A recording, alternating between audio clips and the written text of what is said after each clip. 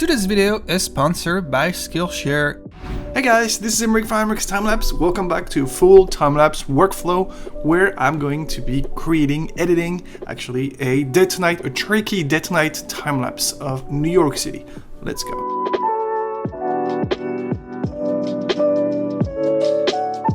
So this is it. This is a time lapse from New York City, Brooklyn Bridge, and the Lower Manhattan skyline I shot a couple weeks ago during my New York City trip.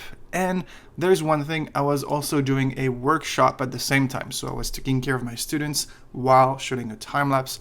So you can see once in a while, you know, right here, I'm changing the settings, waiting a long time, changing the settings again, waiting a very long time. And at some point it got really dark, like right here, or right there, or right here again. And at some point, like here, you can see I change the settings every frame. So the camera is taking a picture, I was changing the shutter speed, taking another picture, changing the shutter speed. I did this to kind of catch up and make sure, you know, I wasn't editing too dark because it was insanely dark, as you can see right there. So in like 4 frames, I actually changed one stop or more in lights, in exposures. So it's definitely not recommended. I don't recommend doing this at all. But I'm gonna see today. I want to fix it. There's no way, like, this time lapse is really nice, so there's no way I'm gonna, you know, trash the entire time lapse just because it's a tiny bit too dark right here. So between LRTimelapse and Digital Anarchy Flicker Free, I feel like there's cool things we're gonna do. So let's do it. I'm gonna do the keyframe wizard first. That's a lot of frames. Yeah, I think I'm just gonna remove a few frames, and I might actually add 2 keyframes manually. So one here where it's really dark, so right here, like before the changes. So right here I'm gonna add a keyframe, so that's the keyframe I want to manually edit. I might actually go to the one after right there, maybe this one, and I'm gonna create another keyframe manually here, so I make sure I know how those 2 keyframes look like, and I'm gonna be able to manually color correct the keyframe before and after the big exposure change right here. So let's do the Holy Grail wizard. Yeah, this one looks kind of interesting today, like a roller coaster. Okay, but let's see what we can do. We have a lot of keyframes to do today, so let's not waste any time. Let's go. Alright, drag to Lightroom and import. And in the meantime, I just wanted to say something. Please subscribe and like this video if you like time-lapse and hyperlapse photography. It helps me so much, so thank you so much.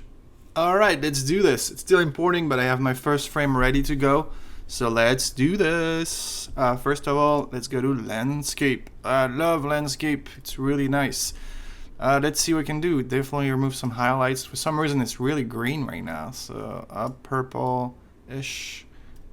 Let's do auto, see what it gives me. Not bad, a little green still, but it's not bad. Definitely going to push the shadows to get more details on the skyline, the whites, the blacks to gradient on the contrast. No, I think it's pretty good here. Okay, I kind of like this. Hopefully we won't have any dust spots, or not really hard to remove, I hope. I think there's one right there on the right. Let's see. Yeah, there's one right here. So let's see. I don't think there's a lot of clouds. The clouds are actually leaving before sunset, so if it's a problem, you know what? I think for safety, I'm just gonna do it on After Effects because there's clouds. I don't know if clouds are gonna, you know, pass in front of it. Let's do a bit of texture, clarity, dehaze. Alright, looks pretty good. The vibrance, a little bit more, and I kind of like removing a little bit of saturation, get more of a cinematic look. Okay. Auto. Done. Okay, this is pretty good already. See, just doing a little bit of changes, change the entire vibe of the image. Let's see for the blue sky. I really like sometimes pushing the, or removing some saturation in the sky, controlling the colors. Alright, that looks pretty good. The oranges too, let's see. Yeah, nice. This is around sunset. Yeah, you can control the blue, red, orange colors, kind of change the tones, the hue a little bit if you want to, kind of, you know, play with it. For some reason the sky looks green, I don't know why. Okay, that looks pretty good right here. You know, I like natural color correction. We definitely have some chromatic aberration right here because of the sun, probably. Hopefully, Lightroom is going to clean this up fairly simply by clicking right here. Oh, that's the profile correction.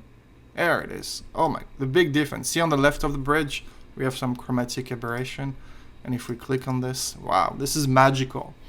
I love it. I love it. Okay, so then we're gonna do some uprights. I think I can just do it with the vertical right here. Okay, that looks pretty good. That's a lot. I think right there. Let's see how much we have to crop. It's not too bad. Maybe minus 13. Minus 13 looks perfect. And then sometimes I'm going to go back to here to see if anything changed. That looks even better now. Okay, I'm going to use the edge of Lightroom to see if it straights. It looks pretty straight on the buildings right here. Okay. All right. Let's see on the right side here. Pretty good. All right. Pretty good. Let's see. A few adjustments and then we can go to the next frame. I just like how it looks. It's very colorful. All right. Next frame. The sun is going behind the clouds. Okay. So I feel like the photo where it's really dark would be like 13 and 14, but also you can see that we will have the Holy Grail wizard applied to it, so it might not look like how it looks like on LRTimelapse. It might look slightly different, probably brighter, because of, you know, this Holy Grail wizard. Okay, that looks really nice right now. I really like the tones, the vibes, you know, kind of sunset atmosphere going on right here. Orange, where is it? Okay, I'm gonna push the orange sats a little bit. I really like having those rays of light right there. It looks really nice. Next, okay, let's see what we got next. Oh, the sun is going back through the clouds, through the buildings. That's really cool. Through the clouds too. I think there's a little bit of clouds. New York has something special sometimes around sunset. Like, it's really, really beautiful and peaceful.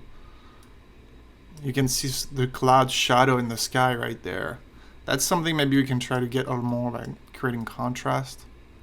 Okay. For some reason it's really green. I don't know why. Okay, maybe I can remove the green saturation a little bit. Oh, that's the U. Yeah, it's not much, but I can see a little bit of green in the sky. Okay. Looks really nice. Maybe a little too purple now. Alright, next keyframes. So I'm gonna speed that up for you guys, and then I'm gonna come back to you around, like, I think it's keyframe maybe 1, 2, 3, 4, 5, 6, 7, 8, 9, 10, 11, 12, and 13, where I had the big change. So I'm gonna speed up the color correction because it's gonna take a little while, and I will be right back.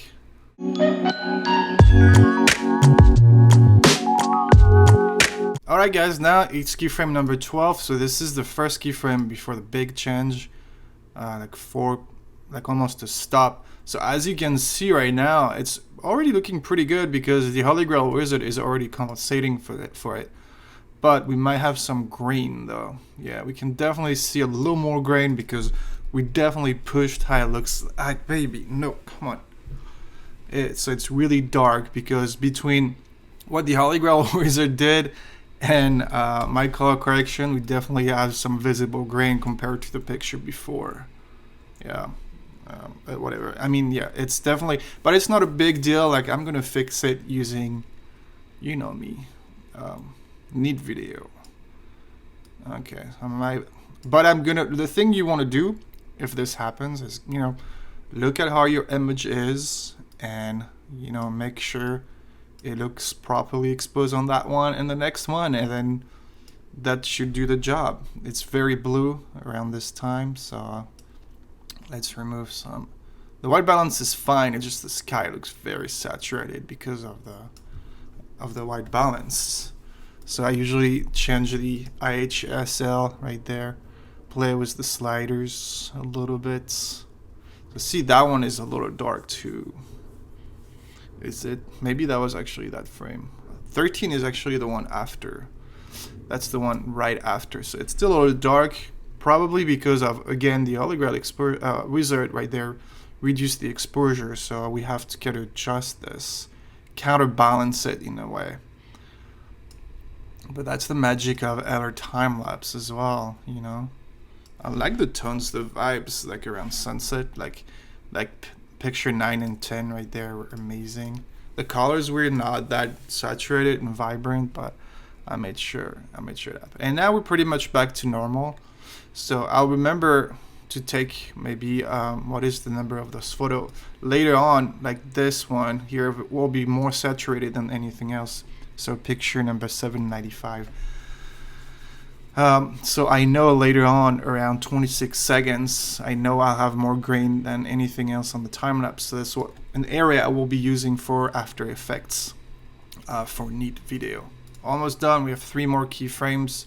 Obviously that night time lapses take a long time, but it just looks amazing. We had a beautiful day. Obviously, you know, don't do this. Don't. It's also, yeah, the Holy Grail wizard is going down fast on there. That's why I have to push the exposure a little bit more on this one. But it's alright.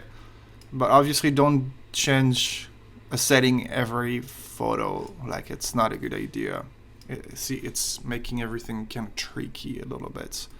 You really want to do at least 5, ideal 10 photos every time you change your settings.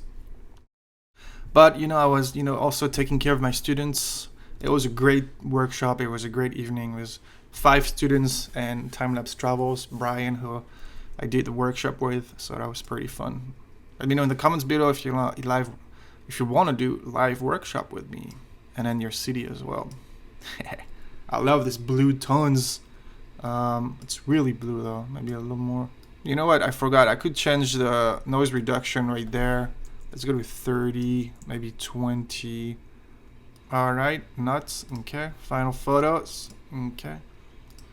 Alright, that looks pretty cool. Wow, that was really dark too. It's probably the Holy Grail wizard too. Like, it's going down back. It's going down fast, sorry. Alright, look at this. We have some beautiful frames today. Beautiful color transition. Too bad those clouds didn't stay all the way to the end, because like if you look at picture number 5 and 6, you can see those clouds are really turning pink right there. But it's alright. Whoop. Alrighty. Let's go to the grid view. Save the metadata. Add our time-lapse. Reload. Oops. Maybe I did not wait. Yeah, I'm going to reload twice. Let's just stop it. Reload one more time. And I think... yeah, we're going to do the auto transition. Yeah, we can definitely see the exposure. I actually pump up the exposure. Hopefully it's not going to be a problem with the auto transition. Hopefully not. Or I've been shooting this for nothing. Should be fine. Alright, and I'm going to create the visual previews, and I think it's time to talk about Skillshare. Today's video is sponsored by Skillshare, and as a teacher myself, I believe that learning new skills is priceless and will follow you for years to come. Skillshare offers thousands of online classes for creative people, such as video editing to music, animation, or illustration, for example. So if you are an artist trying to expand your skills in filmmaking, for example, Skillshare is perfect for you. YouTube is so important to me, and probably the best platform to share my time-lapse videos and teach you the craft. So as a YouTuber, I highly recommend watching Marcus Brownlee's new class called YouTube Success: Script, Shoot, and Edit. Available only on Skillshare. You can learn how to write a script, plan your visuals, shoot and edit amazing YouTube content that will make you grow your channel in no time. And since this video is sponsored by Skillshare, they are offering a 1-month free trial of premium membership to the first 1,000 of my subscribers who click on the link in the description below. So go check it out before it's gone. Alright, this is done, and yeah, as expected, it looks a little weird, like it's getting dark. And it's going back up again. So this one, since we have the water and sometimes a few boats kind of affecting the light, at the bottom part of my time lapse, I am going to go to the first frame, and we have clouds in the sky there. Oh yeah, I mean I could also track the reference area, or I guess I can just take this one here. Yeah, I feel like if I take this area here, that could work because there's barely no clouds. I think that's going to be perfect right there, because we have some clouds at the beginning, so they might affect, the luminance in this area. Here it's mostly blue sky all along, so it's going to be perfect. So we're going to wait for the visual luminance to be recalculated, and also the preview luminance. Our time lapse has to do both before we can go to the next step, which is the visual deflicker. It might look slightly different here, and probably going to be the same, but slightly different. Let's play it first, see how it looks like. So beautiful. A lot of helicopters and birds to remove, but that's going to be on After Effects. Oh, the colors are so magical. You can see the clouds in the Freedom Tower a little bit, which is kind of cool. Yeah, we gotta clean that sky. Beautiful colors. Look at this. Yeah, we definitely have a little bit of brightness flicker. It's not bad for, how bad the curve looked at the beginning. My preview luminance curve. Right now, like if I remove the visual preview, see how bad it was. LRTimelapse did an amazing job. Now I feel like it's just a little bit of brightness flicker, and to smooth everything out, we're gonna go maybe a lot more, like 20. I do maybe 15, and we're gonna do 3 passes. I'm gonna apply it, and I'm gonna also cut again one more time. And when this is done, we're ready to export it on from After Effects. Look at this. Look at this curve, guys. I think it's just like, yeah, I just need to click, but it's right there. Look at this curve, you guys. I did only 3 passes around 15 value. Selecting obviously the reference area made a big difference, but look at this. It's like there's nothing at all now. Wow. I was expecting to see a little bump, that I could fix potentially with flicker free on digital on After Effects, but wow. If you're still not sure about getting a license for LRTimelapse, I don't understand why this thing, LRTimelapse, literally saved my time lapse. I did a mistake. I was too dark for a little while, and it saved it. And look at this now. It's like perfect. We might have a little bit of grain again around that area where it was dark, but we're going to be removing it on After Effects. Wow. Okay, I am just so surprised. Like, obviously I knew LRTimelapse was really powerful, but at that level, it's crazy amazing. Thank you again, Gunter. If you want to purchase a license, there's a link in the description below. If you purchase a license through this link, I make a little bit of money. So yeah, that would be awesome. So I'm gonna go and export the time lapse. I think now we are good to go. Wow, this is insane. This is insane. I can't wait to see this time lapse completely cleaned up. It's gonna be like something else. Yeah, those are all other time lapses. Everything here has been exported. I think I can just remove everything because it's been exported already. So I'm gonna import my sequence in After Effects to export it right away. We are in time lapses. This is Brooklyn Day to Night right there. This is my time lapse. All right, open. All right, okay. I'm gonna open media encoder in the meantime. All right, and I'm gonna create our sequence. So Command K, up, Command K. We're gonna call it Brooklyn Day to Night. And I have my preset here, which is timelapse 4K 4096 by 2304. Then I'm gonna, scale it down to the app. Okay, so now we can change the position, kind of like the sky. We're gonna remove a little bit of water. I really like those clouds, so we want to keep them as much as we can. And that's it. Let's go to, media encoder is right there. So I'm gonna go back to After Effects. Okay, add to render queue. I have my preset here again, output model, ProRes 4444.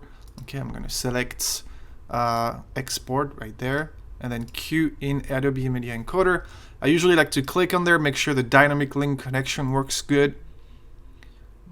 All the time it works fine, but it's all good. You can also double check the settings right there if you want to. Today we're working with ProRes 4444, Rec 709, 16-bit per channel, best quality possible, and then we're good to go. It should take about maybe, what many pictures? Maybe an hour and a half maximum.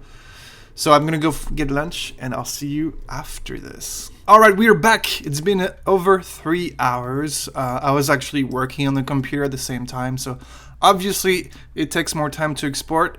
And this is the time lapse. I already loaded it in After Effects in half quality. So let's see. First of all, it looks amazing, but let's see if it's moving at all. It looks pretty steady, sorry. So I don't think we have any stabilization to do. For some reason, the Freedom Tower often looks tilted. I don't want to. This is not like the side of the Freedom Tower is not straight, so it's not a good reference. But those building looks fine next to it. Like this one, yeah, maybe a tiny bit to the left, so counterclockwise. So maybe minus 0.2. Let's do minus 0.3. All right. How does that look? That looks better. All right, and we make sure to remove, obviously, those black lines. So we're going to change the scale to maybe 101. 101 is perfect. Okay, so the first thing I'm going to do is we're going to remove all the planes and helicopters and birds because there's a lot of them. We don't need to stabilize it, so I'm going to do the paintbrush thing, go in my layer. And at the beginning, I think I'm going to do it manually. And then when the clouds, or most of the clouds are gone, I'm going to switch to fusion mode. All right, so let's go one by one. Let's see, I don't think there's a lot at the beginning. There's maybe a few that we can clean up. That's going to make a huge difference on this time lapse because the sky is beautiful. If you want to know what I'm doing right now, exactly, I'm painting off all the birds, and the helicopters using the paintbrush tool pretty much. And there's a video right there at the top right of your screen if you want to see how to do it yourself on After Effects. But the clouds, like after maybe like 5 seconds, I think most of the clouds are gone and we'll be able to do like a mask in the sky. That'll make us go a little faster. But still, like this is a pretty quick technique to do it this way. See, like I don't know, 1 minute, I did 1 second of a time lapse, so it's fairly simple. I'm gonna speed up the process for you guys, and then we're gonna do a mask. Look at the shadows though. All right, I'll see you in a few seconds.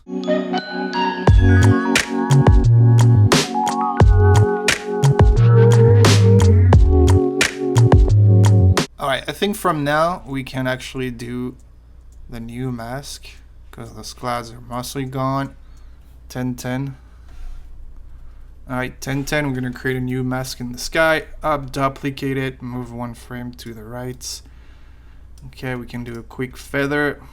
Let's draw the mask in the sky first. See, we're covering a bigger area this time. Can even go more than that. Okay, maybe a little less. It's fine if you have part of the tower. The tower is not moving, so it's fine. Right click, fusion mode, blending mode. Sorry, it's not fusion. Lighten, okay. And then same thing. I think we're gonna do a little. Yeah, that's this layer. If you do it on the mask, on the layer, or on the mask, the opacity, it works the same. But for the mask path, yeah, you need to go there. Okay, and we're gonna track the mask. All right, let's move forward. Making sure those clouds are not going in. I don't want to change that. I just want to change the point. Oh, I need to select this one. Okay. All right.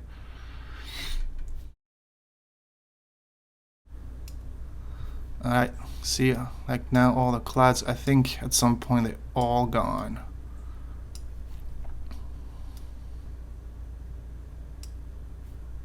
Just a little one left. Okay. If you want to create a new point, you can just, you know, create a new point like this. All right. And I think at this point we're pretty good. I might have some that are maybe outside the mask, but you know, I can remove those one manually if needed. You can see a lot of flicker a little bit. That's definitely contrast flicker. You can see it from. You know what? I mean, you know what? I can go even. I don't want to go too low, but I feel like I can actually save a lot of time if I go even lower on the buildings. That's gonna be even nicer. All right. Let's see how the mask works. So you can see the mask moving. Oh, we have one tiny plane. Alright, so now what I'm going to do is go back in my layer, and around 1010, everything under those clouds, I am... Oh, come on. Wait, was it in a layer? No, that's my composition windows. Okay. Alright, so we need to be on that one. Okay. So anything under, I will manually remove them because there's no mask. So I'm going to keep seeing the one right here because that's my layer, not my composition. So I'm not going to touch this one. There's a big one. Damn, there's a lot of them. It looks so weird. It looks so dirty with those helicopters. So yeah, the fusion mode definitely made me save a lot of time. Like all those helicopters are going to be gone. Alright, so what I'm going to do is Brooklyn Detonate number 2, so pre-comp. And I'm going to, you know, go back and see if there's any that I missed. So I might still have some small ones, but I feel like, yeah, this will be like the biggest part of the cleaning right now, because it was a lot of, you know, planes, helicopters, and birds in the sky. But it should be looking much better now. Maybe a few that I forgot, or just if they're far away, it's fine. There's like, yeah, there's one right here, for example. Like this tiny one right here. It's not a big deal, but I kind of want to remove it. So it's showing at 1120 up. You go back to your layer. Okay, so we are at 1120, and I'm going to remove it manually. Taking the time to do this will make a big difference on the time lapse. Like there's no. So see, you can go back and forth, you know, with, you know, the layer and the composition.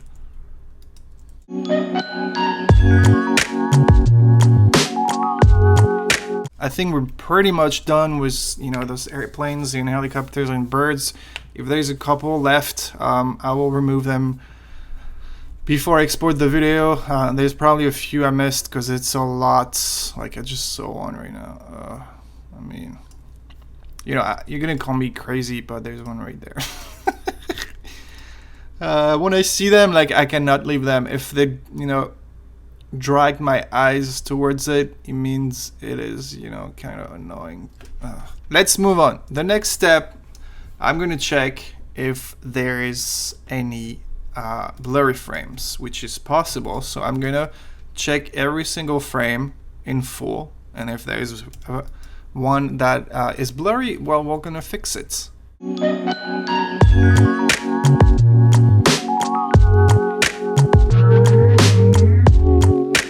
Alright guys, I checked everything. There's not a single blurry frame beside the last one, which, you know, when I'm trying to stop the intervalometer, that's crazy.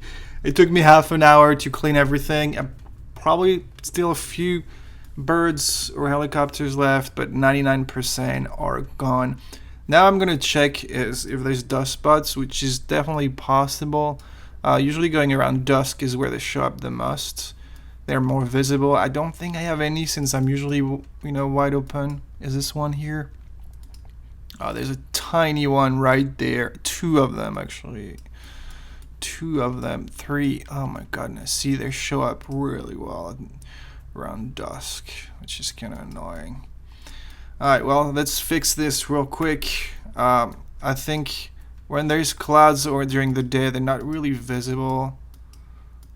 Okay, so starting here, we can kind of remove them. Okay. Okay, I'm gonna remove this. that is a very tricky time lapse to clean today. That's, you know, that's kind of the title, I guess. This is gone. All right, this is gone. So they're very visible for some reason around dusk.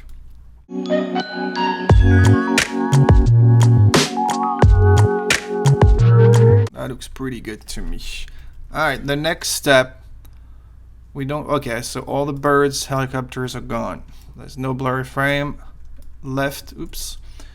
And not a single dust spots left. There is all at the beginning, but they're not too visible during the day. Okay, so we'll just leave them. The next step, it will be grain and sharpness, as well as Deflicker. So I'm going to start with the Deflicker, Digital Anarchy, flicker free.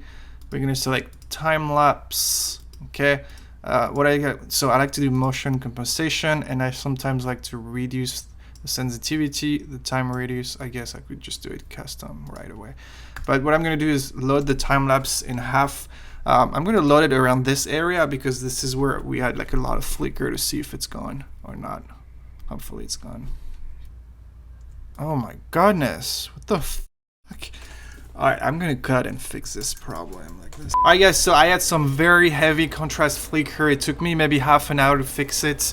I did not see it on LRTimelapse. If I had seen it on LRTimelapse, I could have removed it directly on Lightroom, but because, you know, I didn't see it, well, it showed up on the final time lapse. So let me show you the bad contrast flicker I have right here. It's created by a very bright boat. It is exactly right here. This boat right here, this motherfucking boat. So see, you can see right above the skyline. I'm gonna zoom in right here. Maybe half should be fine. Poof, did you see that? Up, as soon as he showed up, it gets, you know, very contrasty, different contrast. And then as soon as it exits the frame, it backs back to normal. So lucky me, it's only a few frames. So what I did is I duplicated my layer, selected a few frames after it did like a nice, you know, opacity transition, because it's the same contrast a few frames right before the boat shows up. So if I click right here, and I created a mask as well. I created a mask, see, right only where the issue is, and then when I clicked on this mask, you can see it's removing everything. And then after this, I applied the flicker free, so it's kind of smoothing everything out, and we don't have this problem anymore. Poof, you can see it's like perfect. The entire contrast flicker is gone. Flicker free is kind of smoothing everything out. Yeah, I should have seen this on LRTimelapse. There's a way to remove it. You can watch it in this video right there at the top left, top right. How to remove contrast flicker directly on the LRTimelapse in Lightroom. I should have seen it, but it's alright. I fixed it. It took me some time. The next step and the last one, hopefully, we're gonna go around 26 seconds where I have like a lot of grain because of my settings. That was probably one of the craziest days tonight I've ever cleaned so far. It wasn't hard, it's just time consuming. See how much time it takes. It's gonna take a long time to export it as well. So you might see some clipping in the sky because I'm in 8 bits per channel, but if I switch to 16, which is what I am going to export, it shouldn't be visible. It's probably flicker free. Might be able to remove a little bit right here and right here. I don't think we need that much now that I fixed the issue. Perfect. Yeah, we have a little bit of grain. I'm gonna do neat video, reduce noise. Okay, I'm gonna save, prepare. Make sure you're in full as well. Alrighty. 2.1. It's not that bad. Begin. It's 5 p.m. I've been on this time lapse for like 4 hours. I'm gonna remove a tiny bit, adjust and preview. I usually spatial enable the sharpening. I usually like this one is pretty far. Maybe 65 is good. A little bit of medium and a little bit of high. I can do maybe a little bit of more flicker. It might actually kind of remove apply side. The little issue I had around that's 22 seconds right here. Right now I can't even play it anymore. It's just so big. So I'm just gonna export the file, and boom, there it is. This is the final time lapse. It was definitely the most challenging time lapse I've ever cleaned. I feel like it's been very challenging, time consuming between all the birds and everything, but it was a lot of fun actually. I think it was just not a good example. It was a good example for the tutorial, but still, like, cleaning and filming this is definitely challenging. But I'm pretty happy how it turned out. It's beautiful time lapse of New York. If you want to learn more on all those techniques and everything, please check my website and all my courses. It makes a big difference when you purchase my classes. There's a link in the description below, or emerictimelapse.com.